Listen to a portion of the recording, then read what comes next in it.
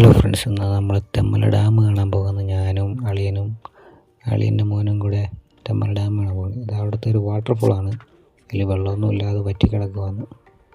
ഇത് നമ്മൾ ഡാമിൻ്റെ താഴ്ഭാഗമാണ്, ഷട്ടറിൻ്റെ ഭാഗം. അവിടെ നിന്ന് ഒഴുകി വരുന്ന സ്ഥലത്തേക്ക് എത്തിയതാണ്. അവിടെ നിന്ന് സൂം ചെയ്താൽ ഇതേപോലെ കിട്ടും. ഒരു ഷട്ടറിൻ്റെ ഒരു സൈഡിൽ നിന്ന് മാത്രം വെള്ളം ഒഴുക്കി വിട്ടുകൊണ്ടിരിക്കുകയാണ്.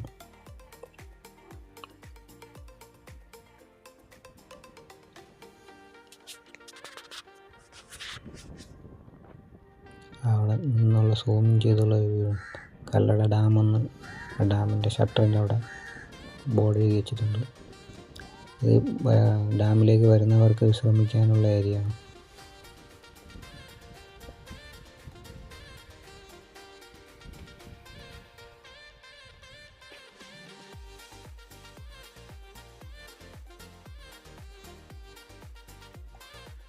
ആ വിശ്രമിക്കാനിരിക്കുന്ന ഏരിയയിൽ നിന്നുള്ള വെള്ളം ഒഴുകി വരുന്നൊരു വ്യൂ ആണ് കാണുന്നത്.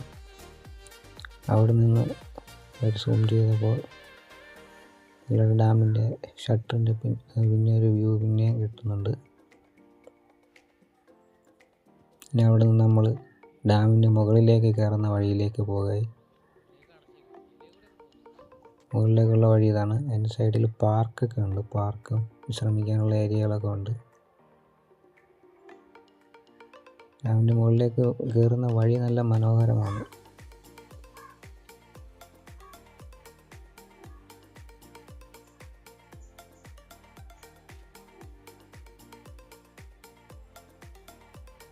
ഇത് ഡാമിൽ നിന്ന് ഓവർഫ്ലോ ആകുന്ന വെള്ളം.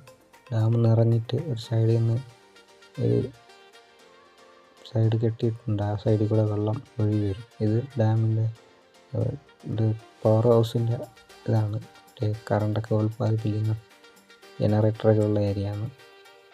ഡാമിലേക്ക് കയറിപ്പോകുന്ന കുത്തനെയുള്ള സ്റ്റെപ്പ് കയറി നമ്മൾ ഡാമിന് മുകളിലെത്തി.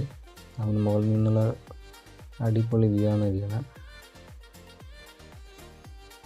ഡാമിൻ്റെ നടുക്ക് അവിടെ ഒരു ഐലൻഡ് പോലെ ഉണ്ട്. അവിടെ ഒരു മരവും ഒരു ബോർഡും ഒക്കെ ഉണ്ട്. ഇതാണെന്ന് വായിക്കാൻ പറ്റുന്നില്ല. അതിൻ്റെ അപ്പുറ സൈഡിലോട്ടൊക്കെ വരാൻ പറ്റും. അവിടെയൊക്കെ യാത്രക്കാർ അവിടെ ടൂറിസ്റ്റുകൾ നിൽക്കുന്നത് കാണാൻ പറ്റും.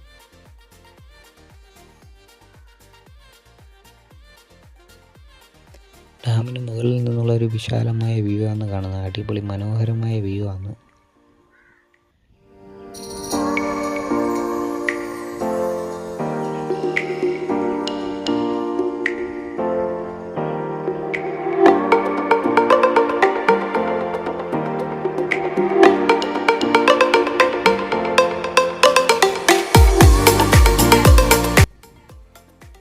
ഡാമിൻ്റെ ഏറ്റവും സൈഡ് ഭാഗമാണ് ലാസ്റ്റ്. ഈ സൈഡിൽ കൂടെയാണ് ഓവർഫ്ലോ ആകുന്ന വെള്ളം മറ്റേ നേരത്തെ കാണിച്ച ചാലിലെ കൂടെ ഒഴുകി വരുന്നത്.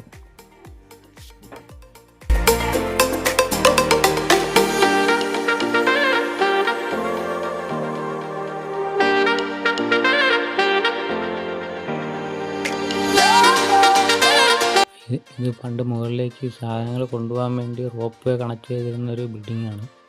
ഇപ്പോൾ അത് തകർന്നിരിക്കുകയാണ്. ഇവിടെ വെച്ച് അവസാനിപ്പിക്കുന്നു. Tata bye.